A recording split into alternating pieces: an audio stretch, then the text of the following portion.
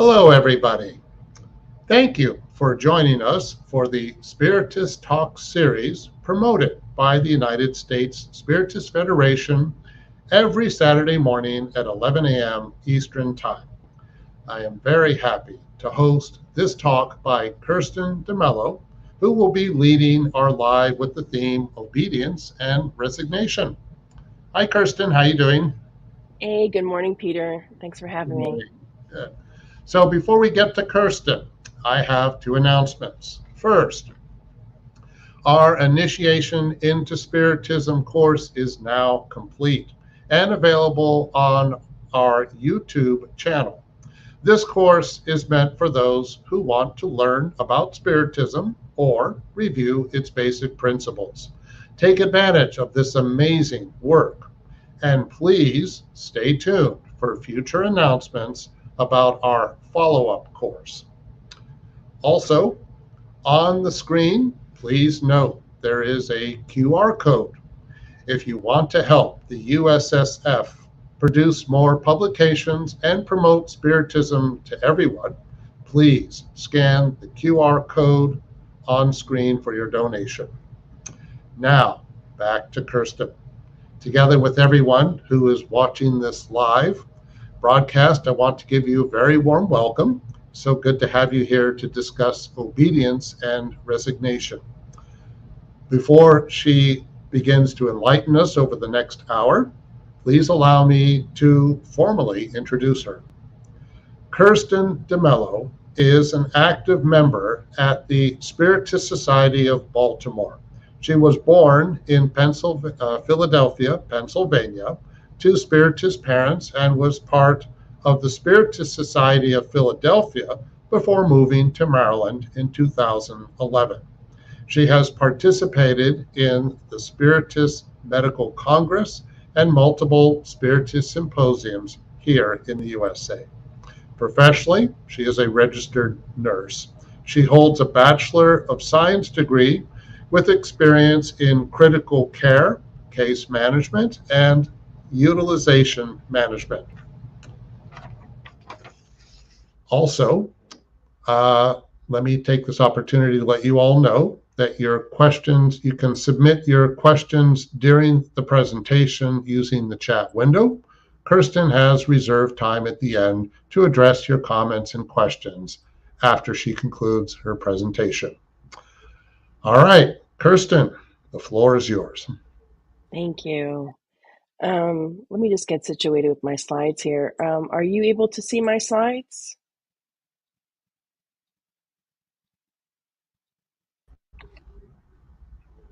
Can you see Yes. my slides? You can see my Yes. slides. Yep, we Okay, can see. great.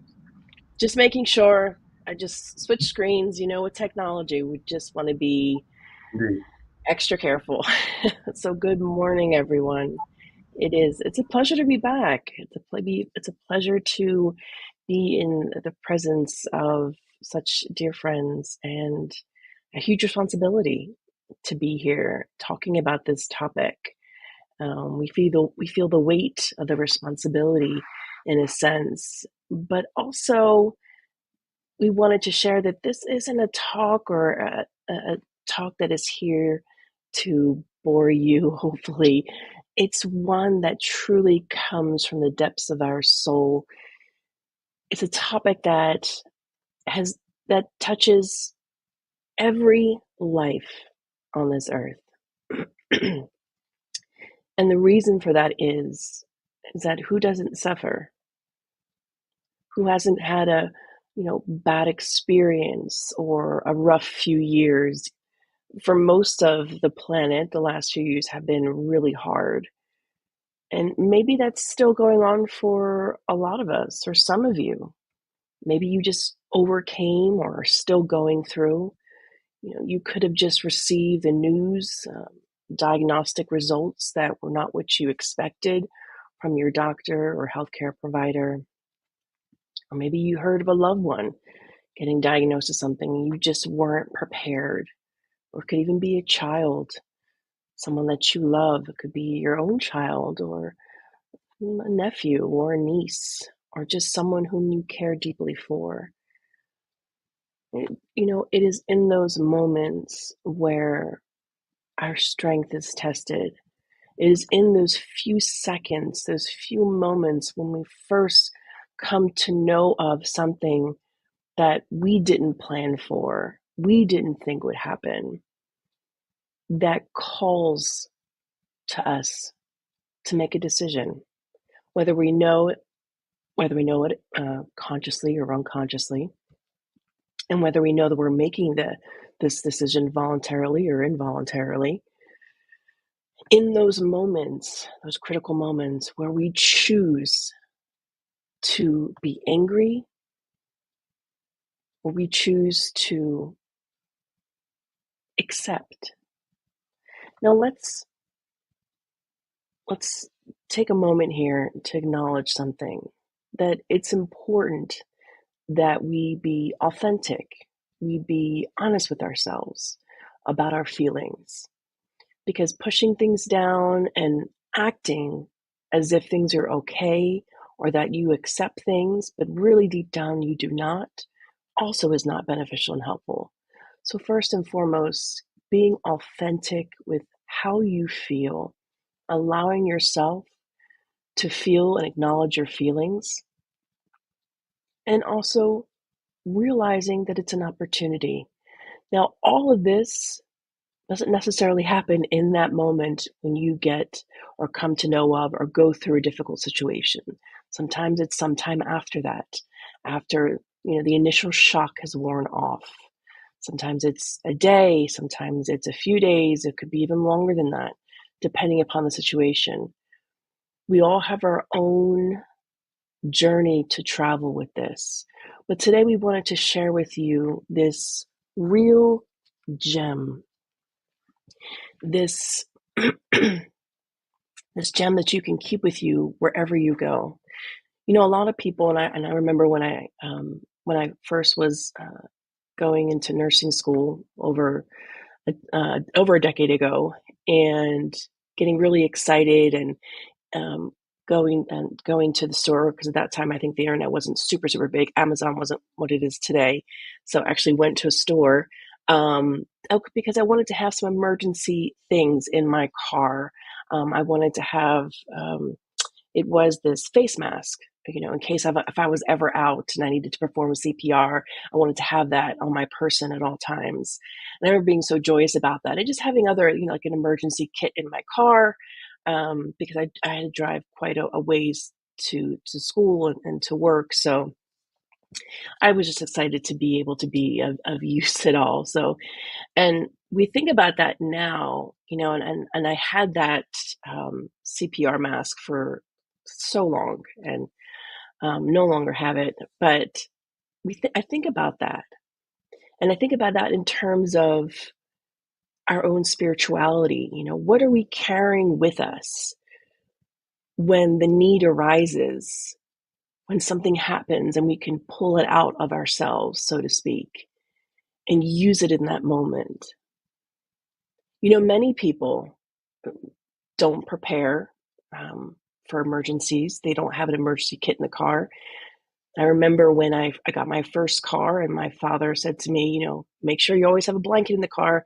You never know, winters can be cold, if something were to happen, always keep a bottle of water in your car, things of that nature, and I think I was 19 at the time. And with that, I always thought about, being prepared. And even Joanna DeAngelis tells us in Happy Life to contemplate death. Not that it's morbid, because when we say, let's think about death every day, we think that maybe that's morbid, but it's not. But let us be prepared as much as we can for what may lie ahead. But the truth is that most of us are not prepared.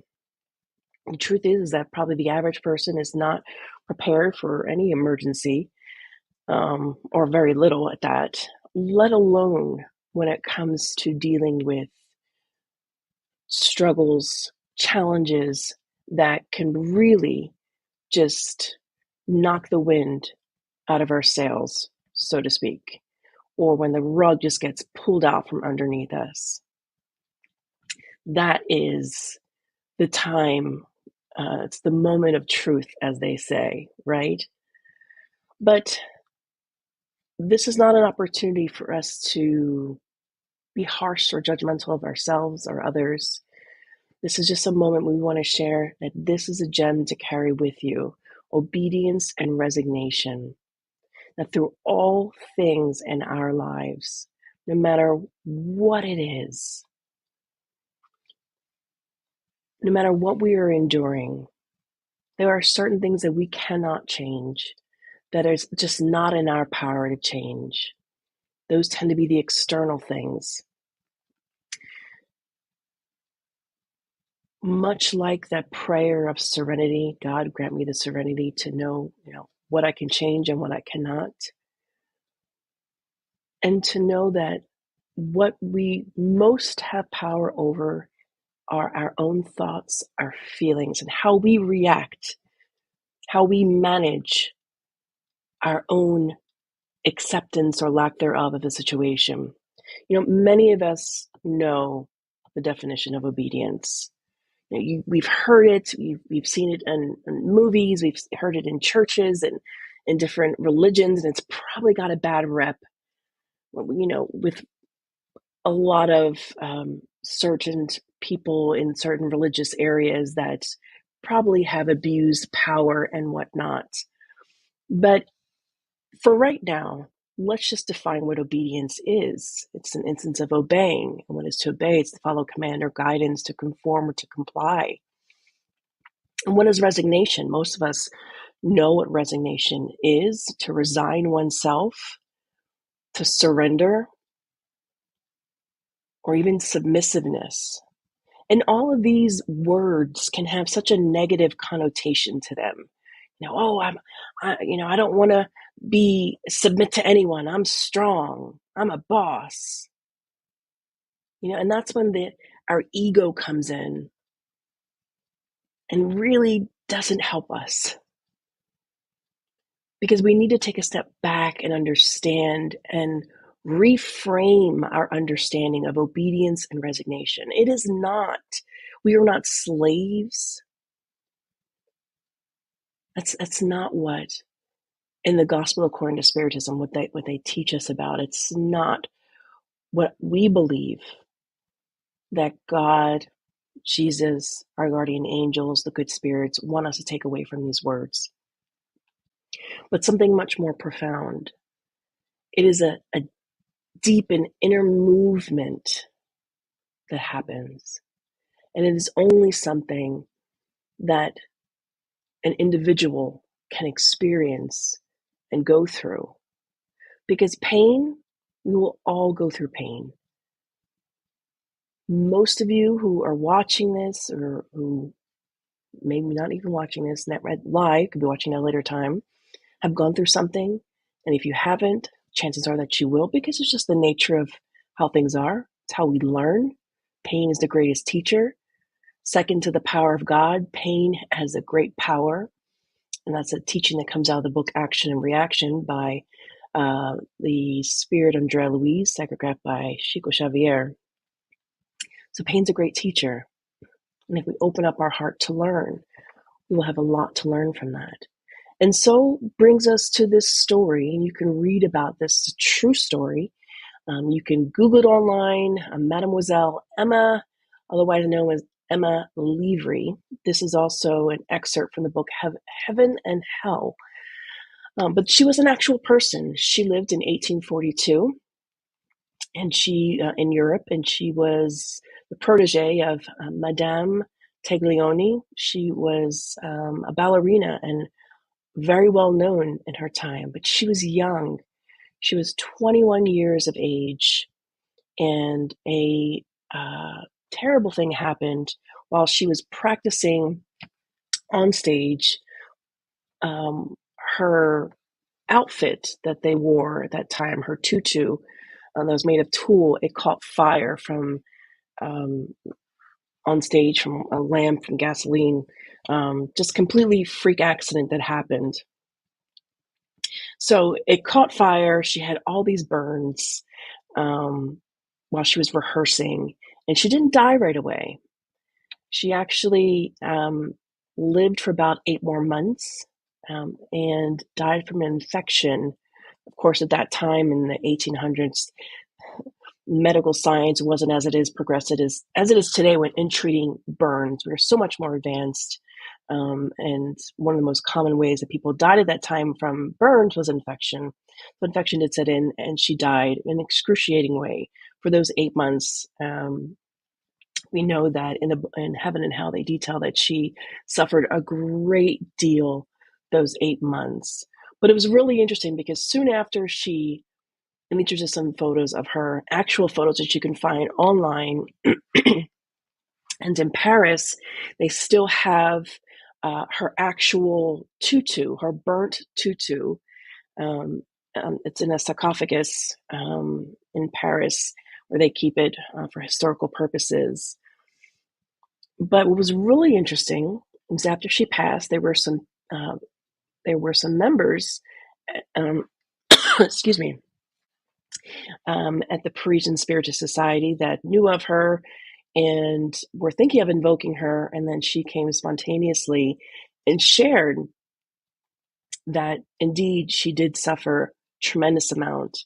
But even though she didn't have any understanding of Spiritism or life after death, and as a matter of fact, she was a Catholic and a devout Catholic, and she explained, she explained that in those moments where they were most excruciating and most painful, she felt as a Catholic that it was better to be burning in the physical realm than in purgatory or in hell, and that if she were just faithful to God, that she would be well after she passed. So she said that she immediately submitted and resigned herself to accept what was happening to her. And she gave spontaneous communication in the following way. And we could see, as she was marked as one of the happy spirits, that even through this excruciating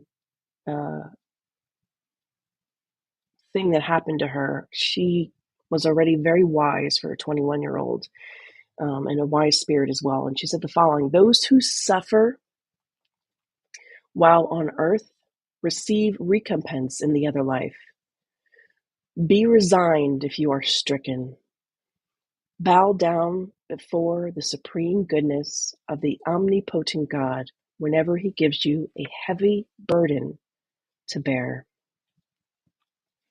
If he calls you after great suffering, and if there is no complaining or moaning in your heart, you will perceive the recompense that God has reserved for you. You will see in the other life, the happy life, how the little pain and suffering of earth are. Always worship God. Love him with all your heart. Pray to him above all. Pray to him confidently. He who is your support while on earth, your hope and your salvation. Excuse me. Truly a moving message from someone who endured tremendous physical pain, but she was at the height of her career. 21-year-old, highly talented, already very well known. You can even say quasi famous enough for in Paris they have kept her tutu, so she was of importance. But she was knocked down at the prime of her life, 21 years old, when her life was just starting. And she could have had every reason to complain and to say, my God, I'm 21 years old. Why is this happening to me? And no one would have blamed her for questioning that because it makes sense. But she made the decision early on to resign herself to accept the will of God. What was happening to her, she couldn't change it. What she could change, she realized, was her own emotions, how she reacted to this terrible accident, quote unquote. Nothing happens by chance. We don't know the backstory. It wasn't shared in Heaven and Hell, but nothing happens by chance. It's so much easier when we stop fighting against the current. This is the key. This is the gem in obedience and resignation. Because when we do the opposite, when we rebel and get upset and get angry for an extended period of time, because there's always the initial reaction, and then you can remedy it. But when we continue on and on to rebel and fight against what is, we suffer more. Our pain is more painful. It's almost as if we double our pain and suffering by not accepting it. But when we choose to accept, to find acceptance, it is like the most soothing, calming balm or experience you can ever have. It is a peace that can come over you that is almost superhuman in a sense. And the interesting thing about it all is that in accepting that which we cannot change, it helps us to be more connected with the divine and feel even more invigorated because we get in touch with the self, with our purpose, with our true being as children of God. And in the Spiritist understanding of obedience and resignation, the gospel tells us that obedience, we can think of it as the consent of our reason. We understand. And resignation is the consent of the heart. It is not God wanting us to submit to his harsh reign. Quite the opposite. There are lessons that we can learn if we take advantage. Pain is here to teach us.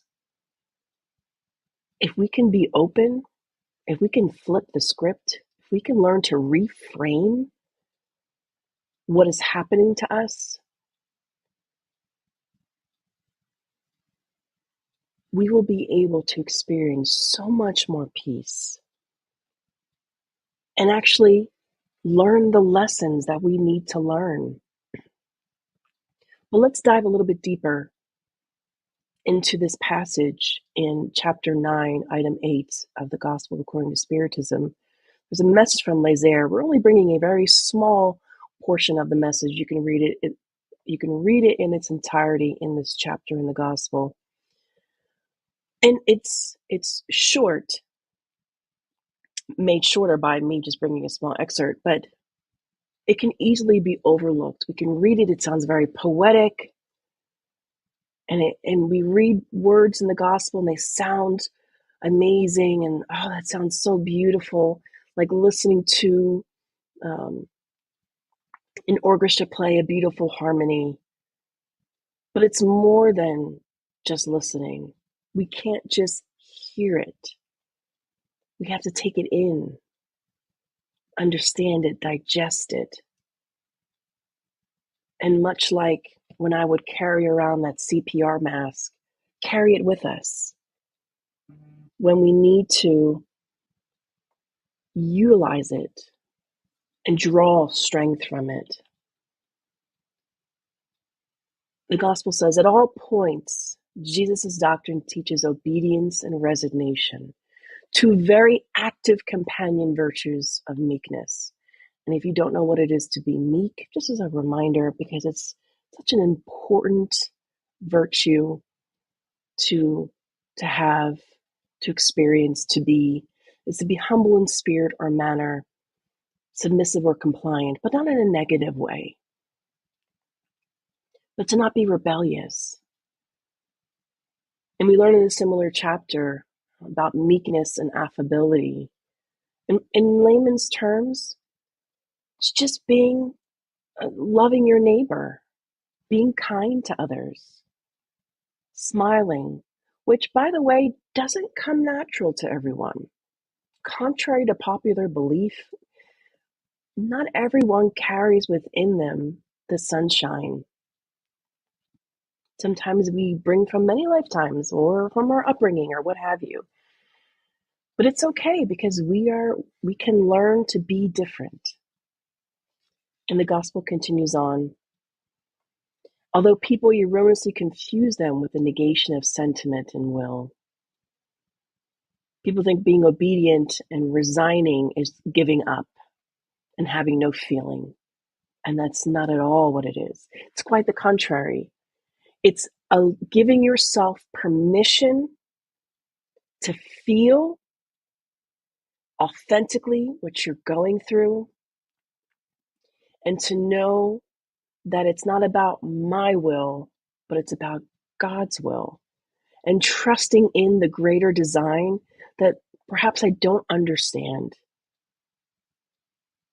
Perhaps I don't remember what I had agreed to prior to reincarnating, and that's okay.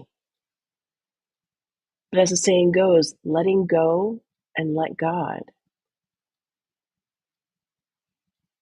It's a powerful tools. And as we shared, obedience is the consent of reason. Resignation is the consent of the heart. So we need both our reason and our heart.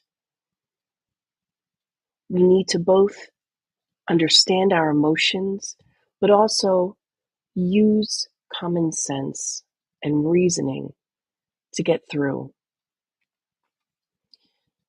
The gospel goes on to say both are active forces because they carry the burden of the trials that insensate rebellion lets drop. The coward cannot be resigned, just as the proud and the selfish person cannot be obedient. Jesus was the incarnation of these virtues, scorned by materialistic antiquity. These are gems to remember. If we are proud and selfish, we cannot stand in obedience. And if we are cowardice, if we don't want to face what is staring us right in the face, we cannot be resigned. So it is in facing ourselves authentically that we can begin this process. And we can bring in medical science and neuroscience. There's so much science behind the brain and meditation and how much, our thoughts have power and can affect our emotions. And there's that famous saying that neurons that fire together wire together. And this is a quote from Deepak Chopra, who wasn't the one to be the one to coin that phrase, by the way. It was another neuroscientist in the 1940s, Dr. Hebarian Heb. But this quote comes from Deepak Chopra, where he's quoting this other neuroscientist: neurons that fire together wire together. You can rewire your brain for higher consciousness by focusing on love. So we have power over how we choose to experience life. That is our greatest superpower. We have that power within us. And so many of us are faced with that, faced with the choice. And there's a famous, semi-famous story that actually happened in around 2016, 2017, I believe. And it was this famous person, Sheryl Sandberg, and her husband, who perhaps was sort of well known, kind of in the field of technology and things of that nature. And Sheryl Sandberg now, I believe, is one of the owners or co-owners of the metaverse, aka Facebook, nowadays. Something to that extent. But while we're bringing her story, very interesting. In 2017, tragically, she and her husband and their family, they were vacationing. They were at a hotel, and this actually was on the news. Her husband went to the gym in the hotel, and he was running the treadmill. He slipped and fell, and he died. It originally was thought that he died from just the trauma of falling off the treadmill, but it was later, after an autopsy, that he actually had heart disease that caused him to pass out and subsequently fall and then pass away. So in this book called Option B, Facing Adversity, Building Resilience, and Finding Joy, is written by Sheryl Sandberg and Adam Grant, who is a psychologist. And it's really interesting because she details in this book that her option A was, the life she had chosen with her husband and her children, and that they were going to live together until they died of old age. But here she was faced with this sudden loss, huge loss in her life, her dearly beloved husband, and leaving her alone, so to speak, and she didn't know what to do. And she decided to turn a situation that otherwise could have broken down anyone's mind, heart, and soul. But she chose to utilize that and be resilient and find joy. And there's a quote from her that's really beautiful. And she says that, "I think when tragedy occurs, it presents a choice. You can give into the void, the emptiness that fills your heart, your lungs, constricts your ability to think or even breathe, or you can try to find meaning. It's a choice. We give in to the darkness, or we try to find meaning and purpose." It's a beautiful reminder that it is a choice that we make. We just have to remember that we have that choice, that we are not simply victims of circumstance, that we have the opportunity, we have the ability to change how I'm reacting to a situation. Joanna DeAngelis, who is the spirit guide of the well-known Brazilian Spiritist medium, Givaldo Franco, she often says that a lot of our problems is an issue of mental fixation. We get so fixated, and either we get into this, victim mentality, which is not beneficial to us. But it's very complicated because on one hand, we have emotions that are, hard to process, grief. Dr. Kubler-Ross did great research on grief and death and dying and the stages of grief. And, it can take, for all of us, the experience is different, and it can take time. But the bottom line is that one thing we don't realize is that we can take back our own power. And when we think about obedience and resignation, we hear words like submissiveness, and it is. But at the same time, in a paradoxical way, it's us taking our power back and saying, I don't need to be a victim. I don't need to wear black and be depressed because that's what society and everyone expects is going to happen to me. We don't have to be that. We can be something different. We can choose to find meaning, purpose. And much like Sheryl Sandberg, who took this situation and took it as an opportunity to share with others the enlightening life choice of acceptance and resilience and finding joy, how you can still experience joy even though you have experienced something extremely tragic, unexpected. So she took that opportunity. Is it rare? Sure, absolutely. But it's rare because perhaps maybe we lack the courage. And we just need to be reminded that we have that superpower to take back ownership of our lives, to make our life what we want it to be.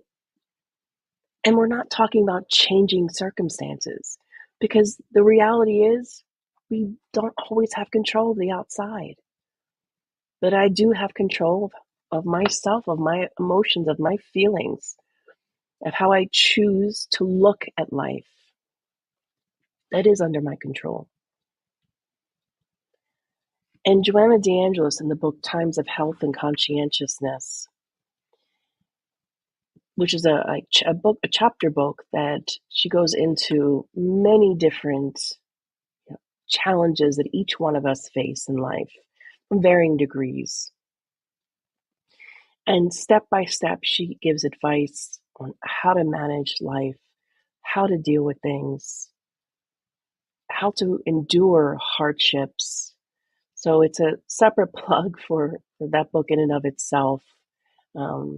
Aside from the gospel, and in the books of the codification, for some of us who may have grown up Spiritist or who've been in Spiritism for a while, who are not baby Spiritists, if you will, like baby Christians, we might get away from the codification. We read a lot of all the adjunct literature, which are good. The books of Andrea Louise, the collection, Givaldo, Chico Xavier, all those books are absolutely fantastic. They are amazing. They are gems. But as we reread the gospel, from week to week we read it, it is such a great reminder to be more proactive, to utilize this gem of a book, to take this, which, by the way, probably about 20 years ago, I'm trying to think my age and counting backwards, we didn't always have these books in English and readily accessible. Excuse my coughing. But what a prize, what a joy, what a thing to be grateful for, that we have access to this literature in the English language.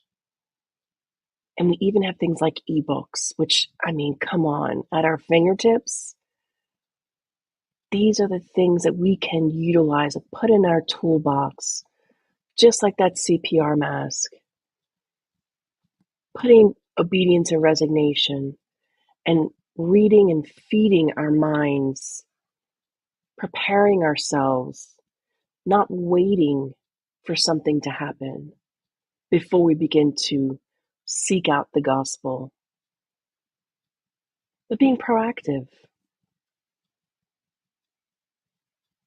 It is one of many other superpowers that we have, that we can change our lives and change whether or not we're happy.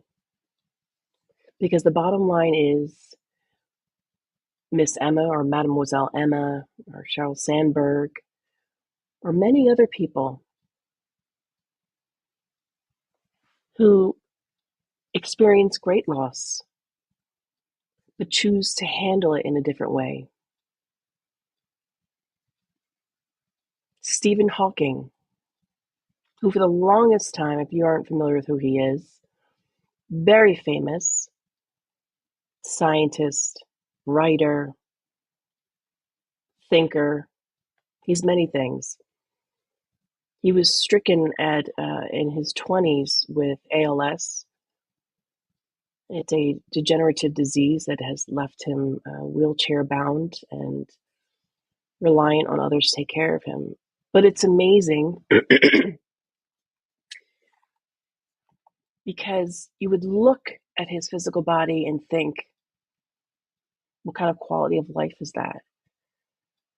But when you see what he has produced in his lifetime since his diagnosis, it's amazing because he continues to persevere, to find purpose, to find meaning, not only in his own life, but for the betterment of the entire world, for society, helping us to think outside of the box.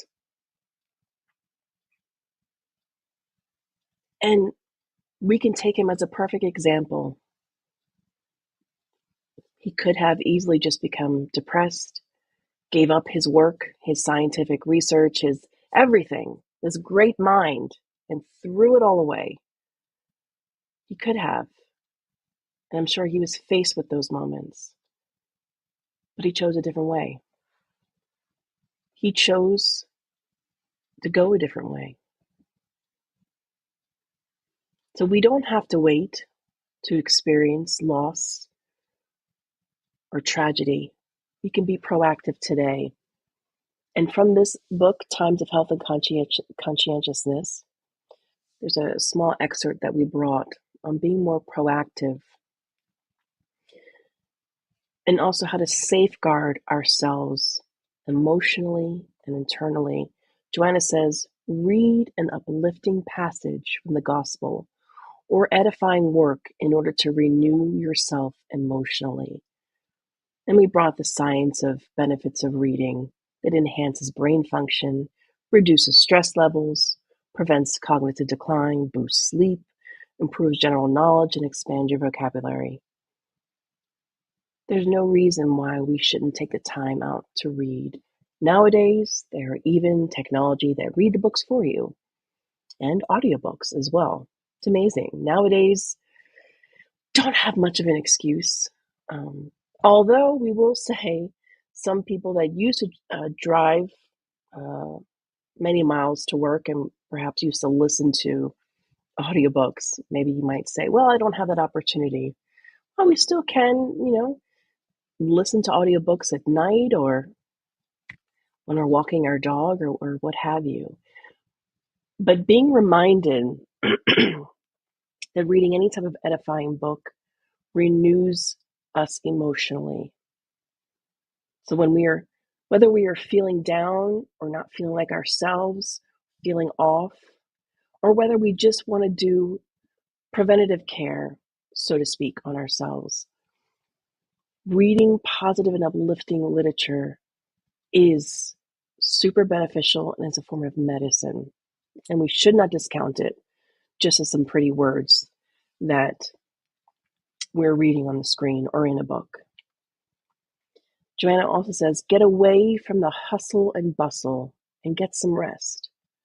Contemplate a region that will lift you out of your dismal state. And she actually says in this very book that it's so important for us to imagine and to visualize ourselves in a state of good health because we have power over the cells in our body. And even in the book, Evolution in Two Worlds by Andrea Louise and Chico Xavier, by the medium Chico Xavier, they tell us how much power we have in our minds, that we can talk to ourselves as if they were little animals and love on them and bring healing to them. So every time I sit there and I ruminate on a disease that I've been diagnosed with, or my ailing back, or this or that, or what, we should visualize ourselves in 100% health and imagine healing light to those areas of our body, to bring peace, to bless this physical vehicle that has allowed us to be here. And Joanna says, think about the blissful future that awaits you. Lift yourself to God through fervent prayer, and you will break the chains of affliction. And in the Spirit's book, the Spirits make us a promise that if we pray, if we open our hearts and we pray to God and we ask for assistance, they will give us what we always like to call spiritual CPR. Courage, patience, and resignation. No matter what's going on, no matter where you're at, no matter how rebellious or not you have been or have been experiencing life, it is promised to us that if we pray fervently and ask for help, God will grant that to us in the form of courage, patience, and resignation, first and foremost. That is many of the greatest tools that we have at our fingertips, so to speak. That superpower to take back our own power. Because when we think about obedience and resignation, you might think, well, I don't want to be some meek little person that just stands in the corner. That's not what obedience and resignation is. It takes incredible courage,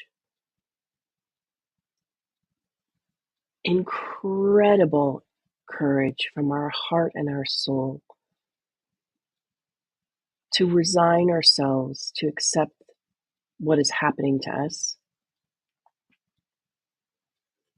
and to use our reason and rationale to understand there's certain things we are meant to go through in life, and we may not know why, and we may not get the questions answered in this life.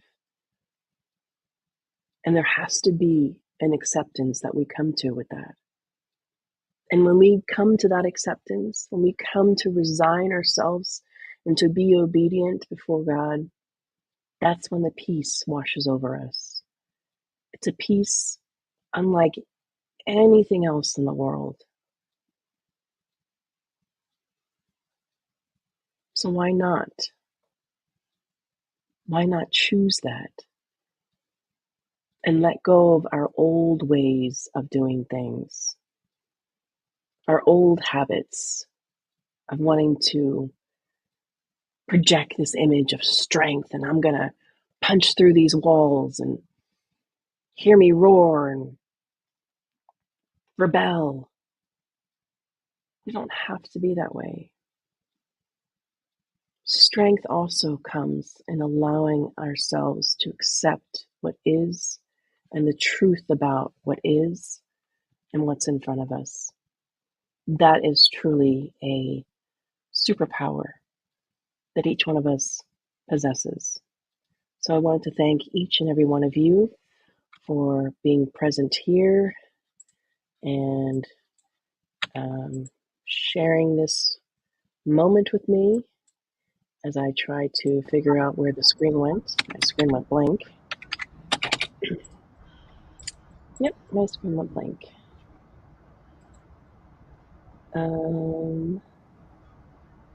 Let me try to shut down and restart because my screen is blank. Can you see me, Peter? Yeah, I can see you. You're fine. Okay, well, I'm just going to leave it. I don't. For it. Yeah. Okay. Yes, okay. I see you. I Perfect. got it back. Oh, I got it back. Yay! Yay. All right. You know, it's funny because in this moment I was like, right. oh, I'm going to freak out. I said, nope, I'm going to accept, resign myself. This is a perfect example, yes. The computer came back.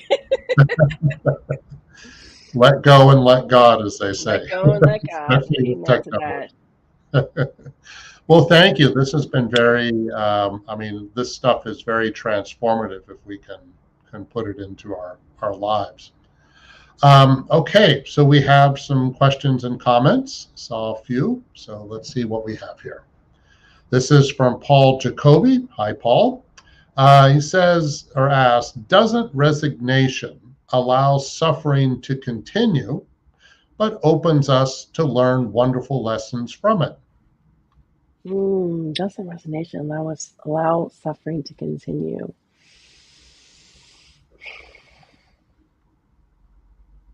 So, whenever we are going through a hardship, whether we choose to find acceptance in it or not, we will experience challenging and difficult emotions and thoughts.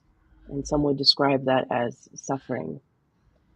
So, does resignation allow suffering to continue? I wouldn't put it in those words.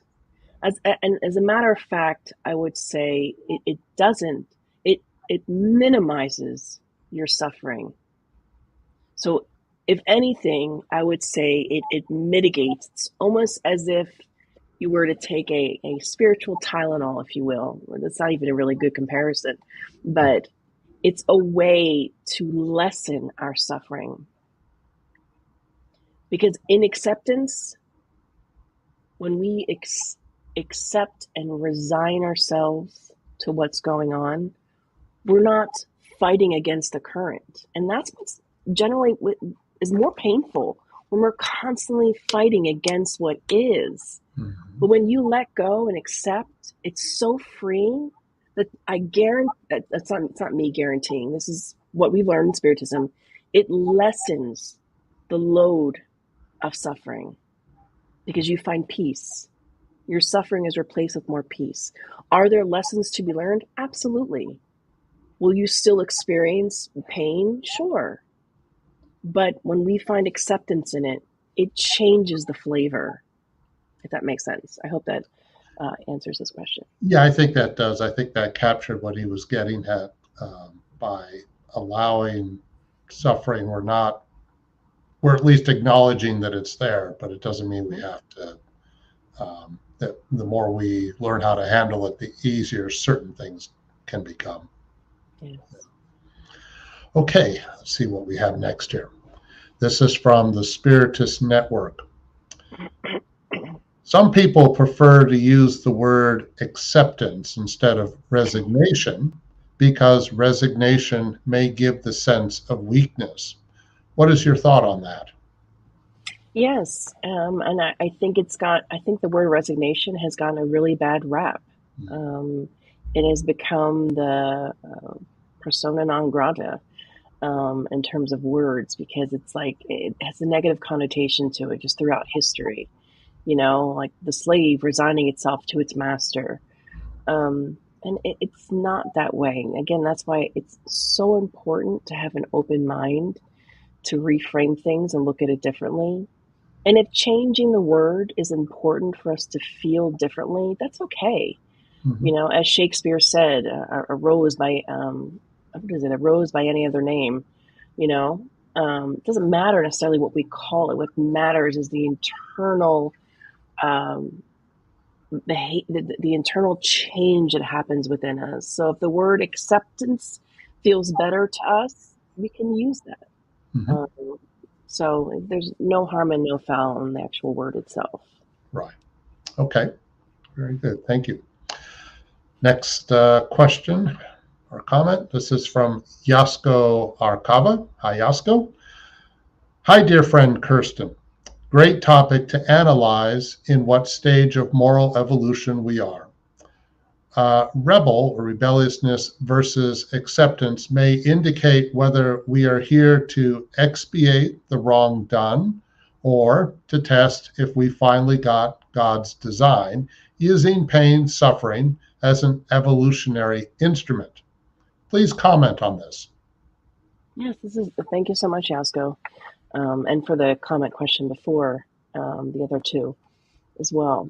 So yes, no, definitely. It's somewhere in the Spiritist literature, I want to say in one of Joanna DeAngelis's books, that we can know our level of advancement, and we can also sort of know how far or how much we have to go by how we deal with difficult situations. So there's a phrase or a saying that if we are suffering and are able to not cause suffering to others, we are on a good path.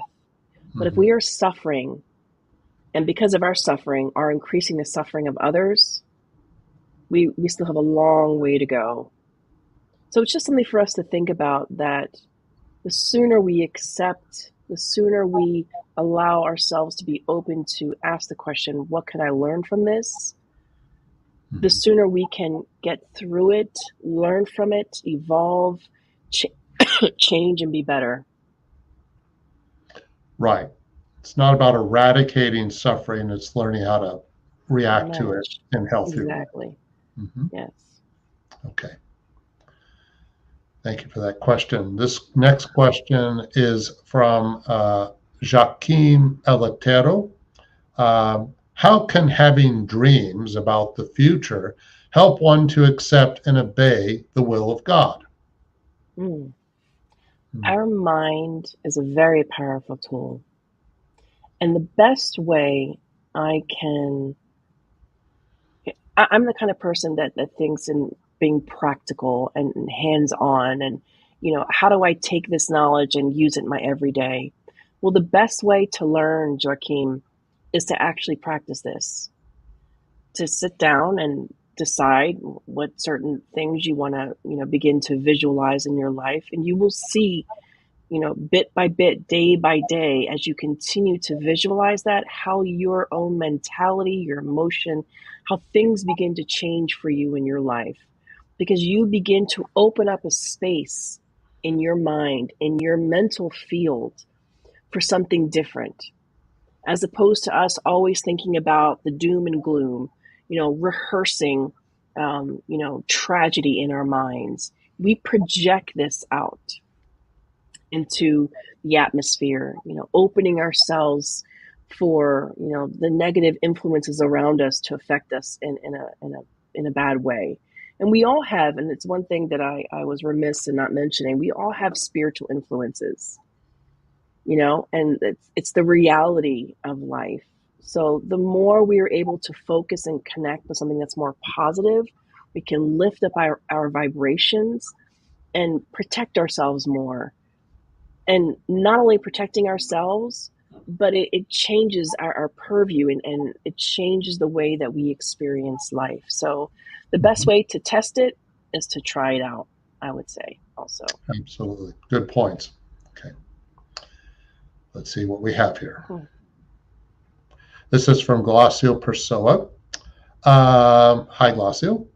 Question: how can we identify the opportunities that adversity might present to us, similar to what spirits like Stephen Hawking did? That's a great question. I would say paying attention to what hurts. Pain is an indicator for us where growth is needed, or growth is almost being forced in a sense. So it's painful. So I would ask yourself, where does it hurt? Where does it hurt? And you will you'll be able to identify the opportunities, because it is through that pain and questioning ourselves, where does it hurt? Why am I hurting?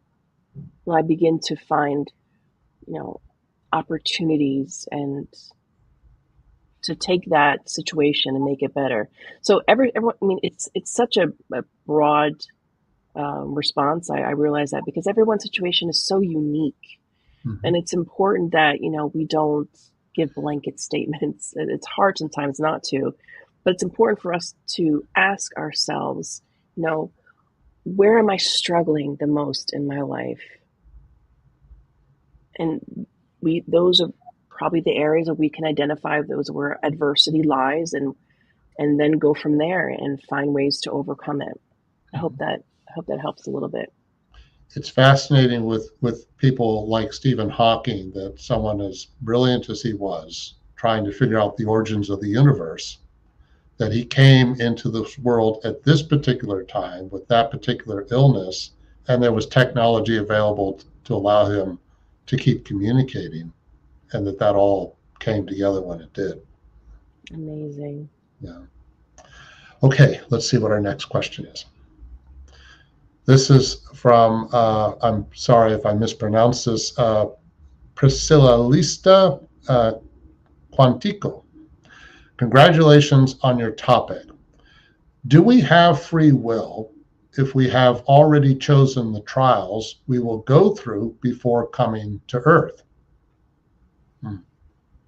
Great question. Yeah, free will. So I want to break down this question first in saying that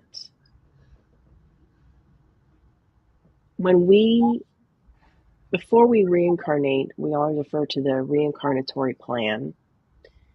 And some of us might think that the plan is, okay, I'm going to go to A, then to B, then to C, then to D, in those very specific pinpoints. When in reality, it's more like God analyzes, I would say God, the high spirits, when putting our life plan together, analyzes our strengths and weaknesses, what we need to learn in this lifetime, with the time allotted to us, and what are the statistical, sort of a statistical analysis of what may or may not happen. So when we think about free will and choosing our trials, it's not so much the trial in and of itself, but the lesson that it provokes. And so, yes, we have free will. We have free will. But what we often forget is free will comes with consequences. And we're dealing with consequences that are echoes from our past, and that it's very likely we don't recall our past lives. So we are currently living out the consequences from our past. So yes, we have free will. Mm-hmm. And oftentimes we agree beforehand coming to this planet with what we're going to be enduring. Sometimes we depending upon our level of evolution, we are privy to that information. We know that we're going to come with a certain ailment or an illness, and we agree to that, or we agree to be born in a family where we know we are the black sheep, or what have you. So yes, we go in, but when we are choosing that, we go in with the mentality that on the other side that we want to be better. It's only when we get here when we're like, oh, woe is me. Why did I choose this? Like, what was I thinking? So yes, we absolutely do have free will. It's just more complex than, well, if we've already chosen the trials, it's kind of like the argument of fate and destiny, which we don't have time to get into now. But you can read in the codification about that as well if you want to learn more about that. Okay. Yeah, that was those are some good responses to that question. It's a big question to reflect. Mm-hmm. Okay, I believe we have a little bit more. This is from the International Spiritist Council. What are some of the ways in which rebelliousness perpetuates unhappiness? Oh, so many. So many. Fighting against the current is extremely painful. If you've ever, I'm trying to think of a physical analogy. So, a fire hydrant. So, when I was a child growing up, we had a fire hydrant right in front of our house. And there was just one year this happened. Somebody, I don't know who it was, somebody opened the fire hydrant and the water came like gushing out. So, all the kids in the neighborhood, we all, of course, took turns in going in front of the fire hydrant and feeling that huge gush of water, against our backs. And you feel that, and it's kind of painful, but when you're a kid, it's like fun and games and whatnot. But it is painful. You stand there long enough and close enough, you feel that pressure against your back, and it's kind of like that. You're fighting against something that is useless in fighting.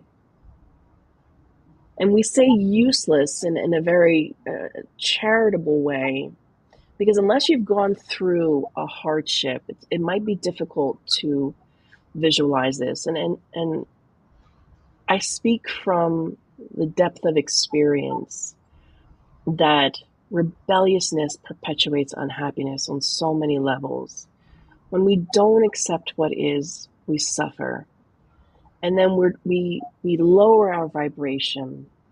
Then we lower our immune system, and we're more likely to get ill. And then we lower our spiritual immune system as well. And we allow ourselves to be more open to negative influences from the spirit realm. And then we not only oftentimes are miserable alone, we tend to make others miserable around us, whether unconsciously or consciously. You know, as they say, misery loves company. So I have never found any benefits in being rebellious. But it's important to be authentic, feel how we feel, acknowledge how we feel, but work through it. Oh, thanks for the question. Good points. Okay, we have time for one more question. From the U.S. Spiritist Federation. Kirsten, do you know if science has found a relationship between positive, authentic behavior and our physical health? Oh, absolutely. There is the work of Brené Brown. She's a social worker who has her PhD and did a lot of research in being in authenticity, amongst other things. Really recommend her work. You can find it in Google, her website. But there is a lot of science behind authenticity and being true to who you are, and having a positive effect on our physical health. So I think there's a whole lot we could say about this, but I know because of time, I don't think I have the time to go into at length. But there definitely, science definitely has found that a relationship between authentic behavior and being happy and having a positive physical reflection in our immune system, at a cellular level. It does affect us in a positive way. We've already found that out. That's great to know. That's very encouraging. Okay, well, thank you, Kirsten. Thank you, everyone who watched today's live. Thank you for your questions. And thank you, those who have been following our weekly Spiritist Talk series. Next Saturday, we will have Sonia Doi talking about faith and cellular responses. Actually, I think it's connected to what you were just saying, Kirsten, it sounds like. Okay, so before we close this live, Kirsten, can you do a final prayer for us? Yes, absolutely.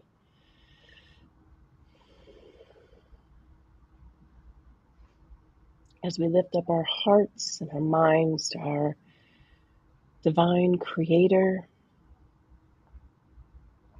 to our model and guide, Jesus, in thanks and gratitude for our spirit benefactors, for our like-minded friends, for this work.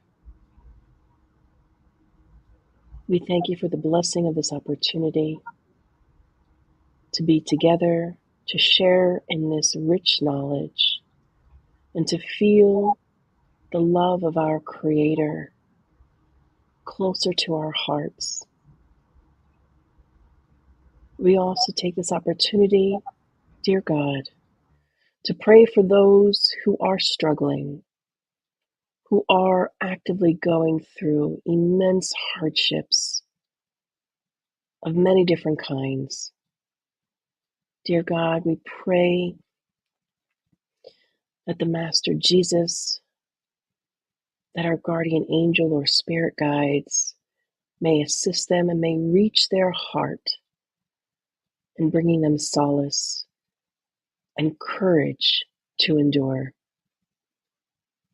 and the wisdom to find the lesson.